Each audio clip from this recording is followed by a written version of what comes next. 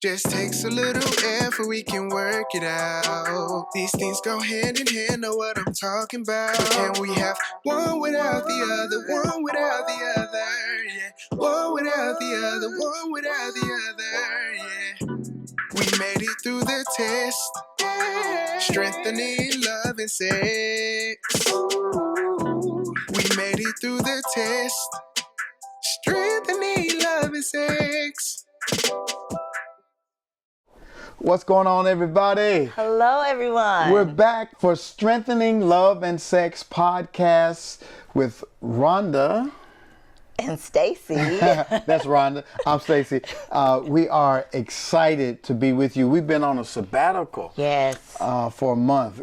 Did you enjoy yourself? I so enjoyed being able to just spend so much uninterrupted time with you. So that was the best I had part. a blast with you too, baby. I think Cuba was the most exciting part of our sabbatical. And we got to see Beyonce in concert. So we had a wonderful time. But guess what? It's back to life, back to reality, back to here and now and then. Something like that, yeah. Yeah, back to life and back to school. I know a lot of you all are getting ready to get your little ones, your teenagers, and even your college students back to school. I remember, when we came back into the United States, I went to the store at Marshall's and the lady was like, "You should have came yesterday. Yesterday was tax-free weekend." That was such a big deal for us back in the day, right? It really was. Getting school supplies and school clothes on tax-free weekend. But now that we have our baby boy is 20 and get ready to be a junior in college, we don't really have to worry about this so much like we used to.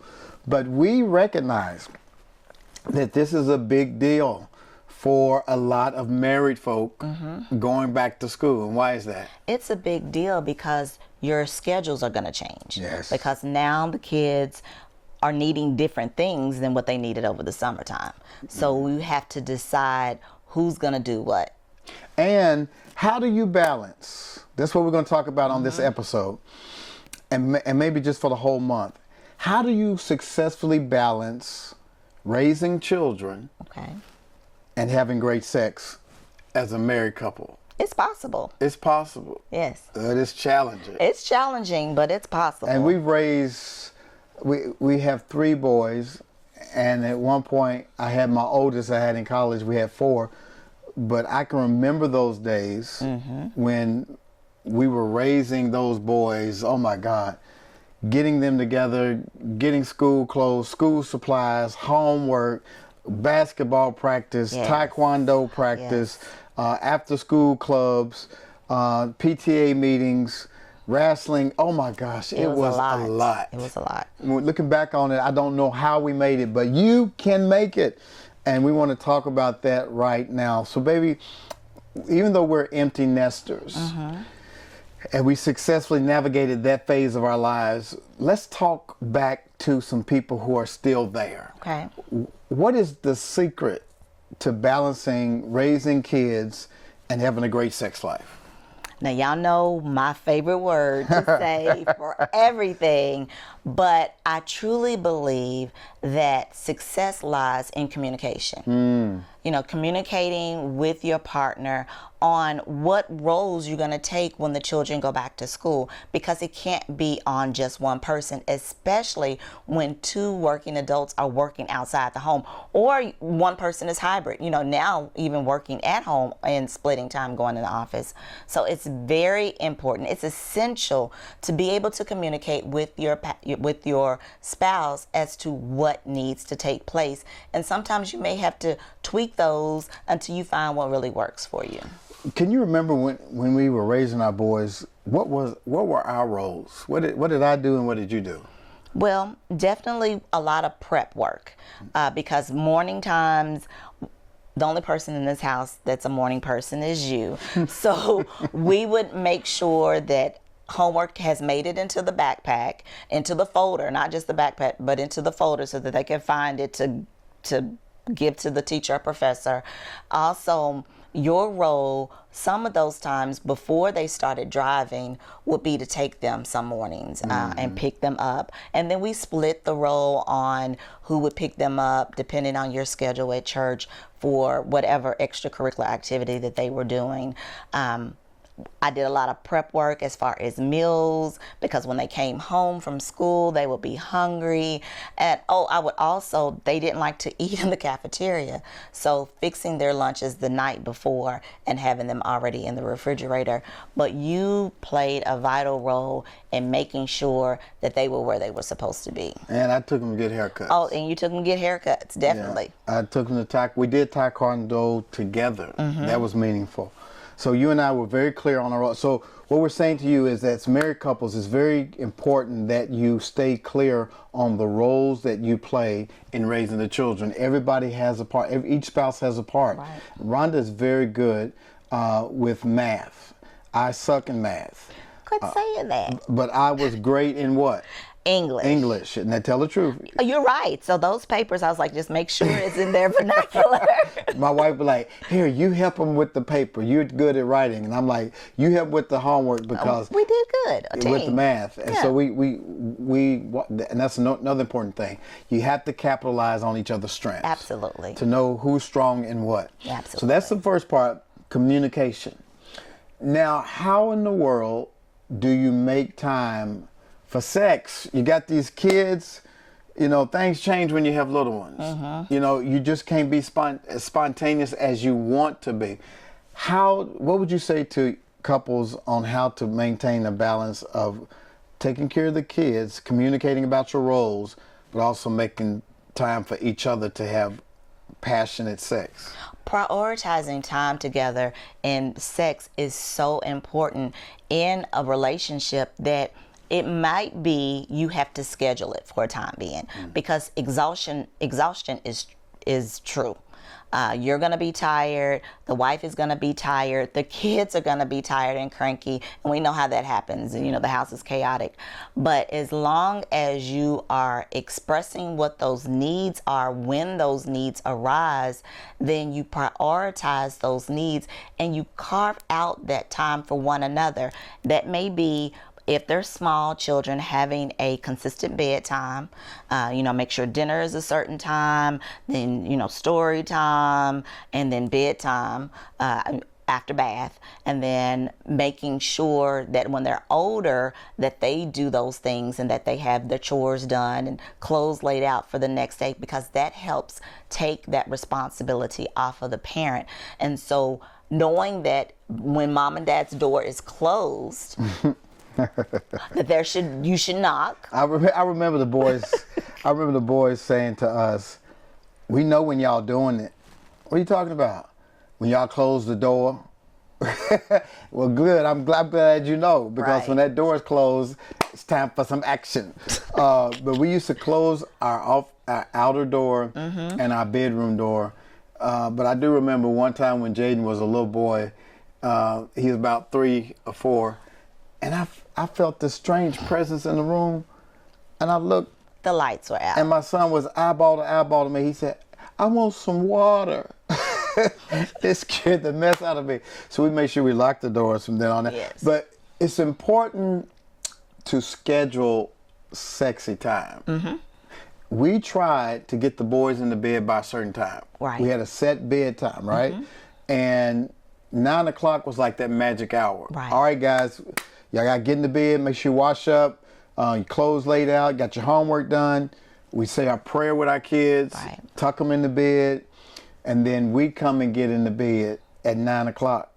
And that was our pillow talk time. Right. And 9 o'clock was the time when we had pillow talk. Tell them what pillow talk is. Pillow talk is really just us catching up with one another, telling about our day, if it's something to tell about our particular day, our frustrations and our wins, our hopes for the next day, just kind of checking in with one another, if there needs to be something tweaked in the schedule, or if there's something that wasn't on the schedule, that we communicate that to the next spouse during that particular time. And then just being close, me being able to just lay on you and smell your neck and just be safe in your arms. And I remember times we would take baths together and just kind of catch up that way too. You know, just soaking in the tub and then, you know, making love before we went to bed, because I'm, like I said, I'm a morning person and I've got to get into bed before 11, whereas you are a midnight. I'm a night owl. You're a night owl. And so what we would do, y'all, is we would compromise, right? We'd make love before I turned into a pumpkin, and then Cinderella would get up out of the bed, and she'd go do some more work, you know, in the midnight hours. And so we learned how to compromise. But you mentioned exhaustion.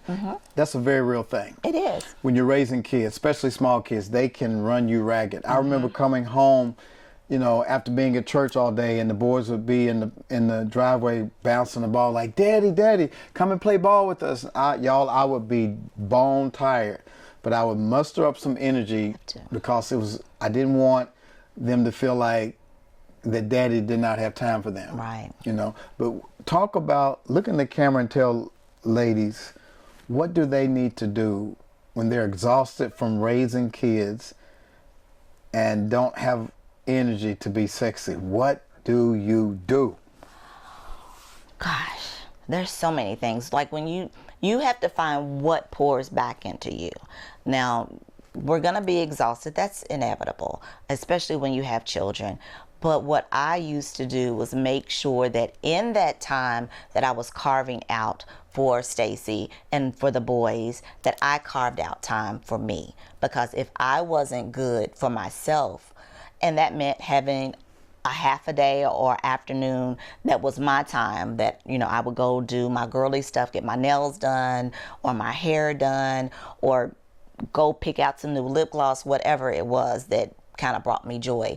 But that is what would help me through the week, knowing that, oh, I'll get some quiet alone time. Another little thing you used to do is, like when the boys were really young and you would come home and I would have already been home with them, you would take them, and that would be your time that you would, you know, give them babs. But you was like, Mama's gonna go to the Bahamas. I literally wasn't going to the Bahamas, but that was a signal to the boys, don't bother me. I'm in the bathtub breathing with my bubbles up to my neck, and my glass of wine, so leave me alone from this particular time. So that really helped, that I had a designated time to just be and not have to worry about a kid looking at me in the bathtub. Let me say something to the fellas on this.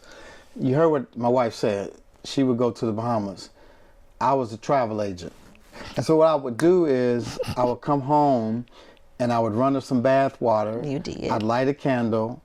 I'd give her a little glass of wine, put it by the bathtub and say, because I could see it all in her face. She could not wait till I crossed the thresholds of the door. And without saying anything, I went, got changed, fixed her bath water and said, "Baby, go on in the bathroom and stay as long as you need to. I got the boys."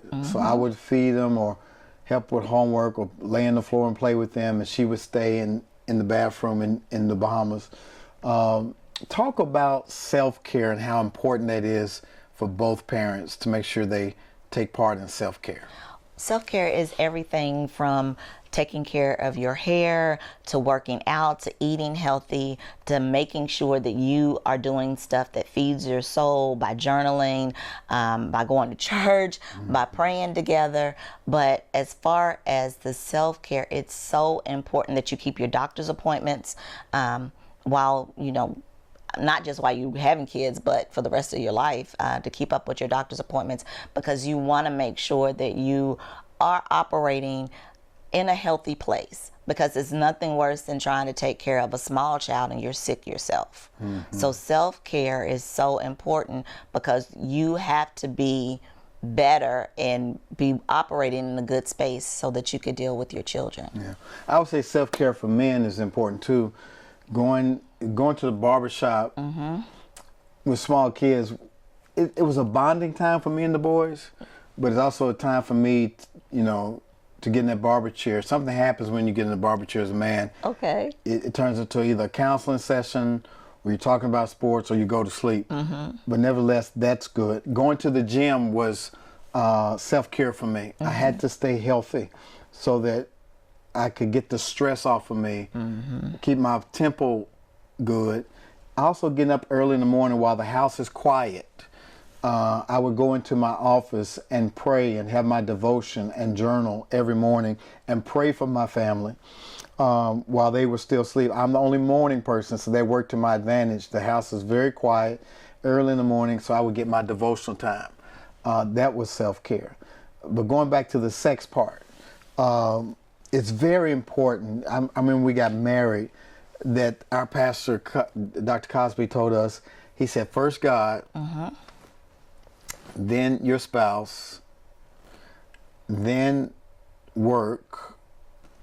First, God, spouse, children, work. Right. God, spouse, children, work. Notice that the children come when? It comes after your spouse. Listen, I know some of y'all you're having cognitive dissonance when I'm saying that your spouse comes before your child. And I've heard many people make the mistake, say, no, my kids come first. That's wrong. You all are primary. In fact, when you're in the airplane, and they say in the case of a loss of oxygen and the mask drops down, parents are supposed to secure their oxygen mask first before trying to help their children. Why? Because if you pass out trying to help your child, both y'all gonna be dead. So it's important that you give oxygen to your marriage. Right. You all have to make sure that you are intimate, that you're making love, you're having good sex, and it's possible. I know you're busy. I know you get tired, but if you schedule those things, watch this, date nights. So very important. You got to schedule date nights. Get you a reliable babysitter. I remember, I'm going to tell y'all a story one time. Rhonda and I decided we were going to go downtown in Memphis, and we went to one of our favorite restaurants, and they had some rabbit. I had some rabbit. Rhonda had something else, some duck or something. And we were celebrating, and somebody messed around and bought us a glass of wine. But before that, we had wedding cake martini. Yes. Yeah, the best. Oh, it was so good. And then somebody said, "Oh, here you go. Here's some wine, baby." we was right, you know. And so I was like, "Babe, we can't drive home. We need to get home." So we called our babysitter, and we said, "Can you spend the night?" And so we got us a hotel room.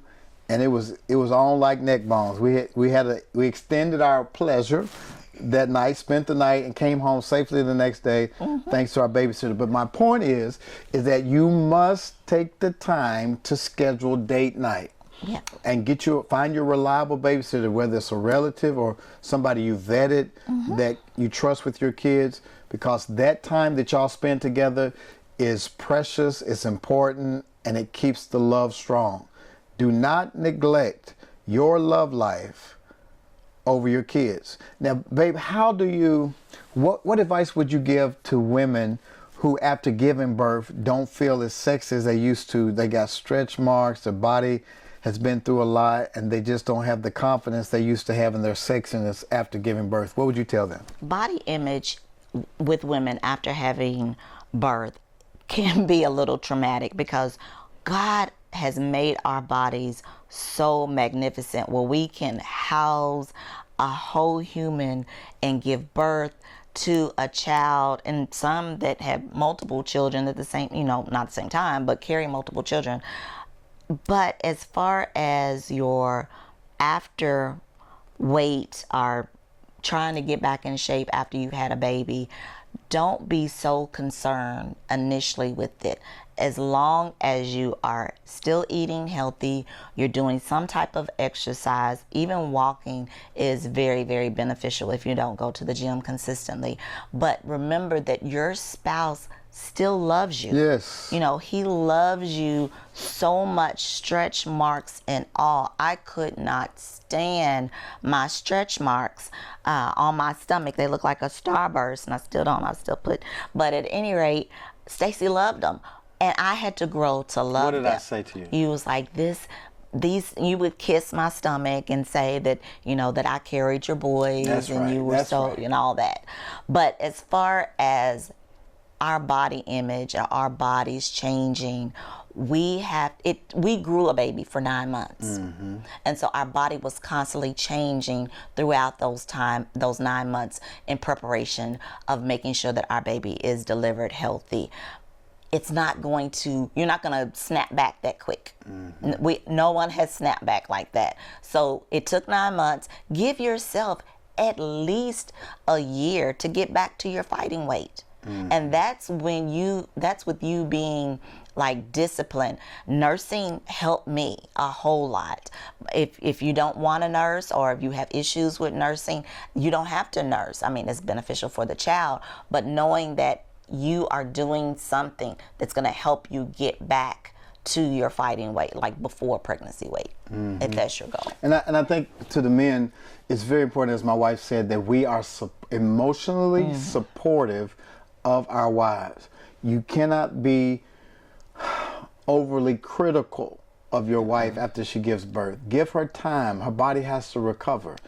And like I said, when Rhonda's stretch marks, way after the babies had come, and she had the reminder that she had given birth, it was like a perfect little starburst, like a sunrise all around her belly. And I would kiss. I said, "Baby, this is so cute. This is where my babies came from." She's like, "Whatever, boy." And I said, "No, I love it." When she was breastfeeding, I was very supportive, and even helped, to relieve the pressure from time to time. Really? So I love the whole process. I love, how my wife evolved, and she always found a way to still be sexy and attractive, and I loved her in every stage of that. And you too have to support your wives. So we talked about exhaustion. Let's talk a little bit more about self-care. We talked about self-care. Is there anything else as it relates to allowing yourself to feel sexy even though you've given birth? What are some practical things women can do to make themselves feel sexier? Like robes, lingerie? Yes, that's part of it. But I would say what would make me feel sexy, I know it, and it's very simple, is some good smelling body oil or shea butter, lotion all over your body, where your skin is extra soft, and when you would cuddle up to me, just that smell on me. And then the boy, when they were smaller, and they snuggle up under my neck or whatever.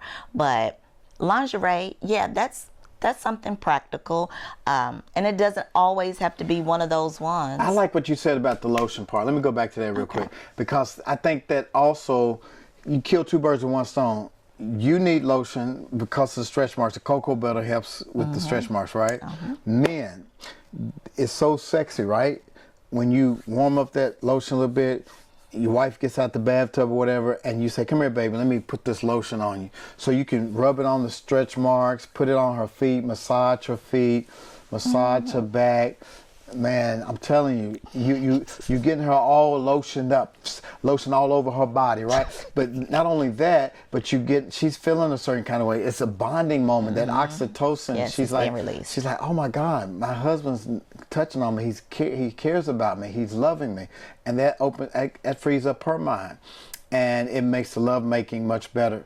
How do you get stuff off your mind as a busy mother, as a busy parent?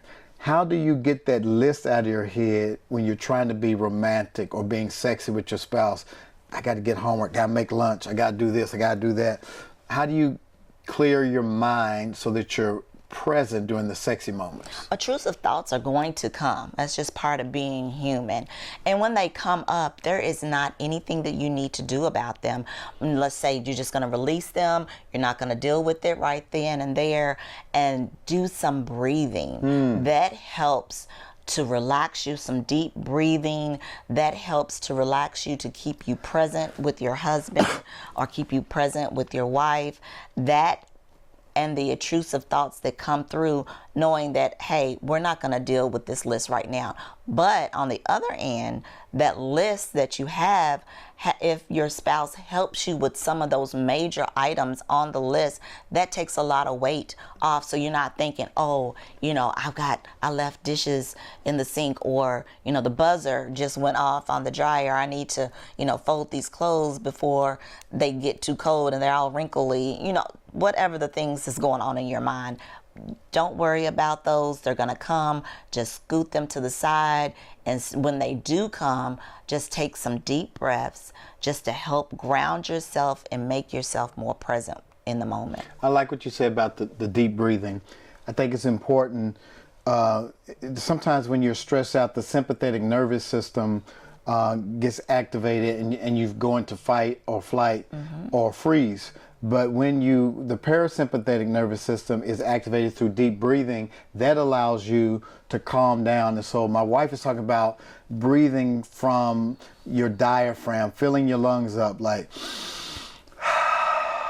and doing those cleansing breaths activates your parasympathetic nervous system so that you remain calm and you come out of fight or flight. And it's important because when you got a lot of stuff on your mind as a woman or even a man, it blocks the ability to have those wonderful orgasms that you need, to release the stress, to make you bond as two. You need to clear the mind. And men, the way we can help with that is that we have to help in the kitchen. We got to help with the dishes. We got to help with the homework. We got to help give baths. We can't pretend we're asleep when the baby's crying at night.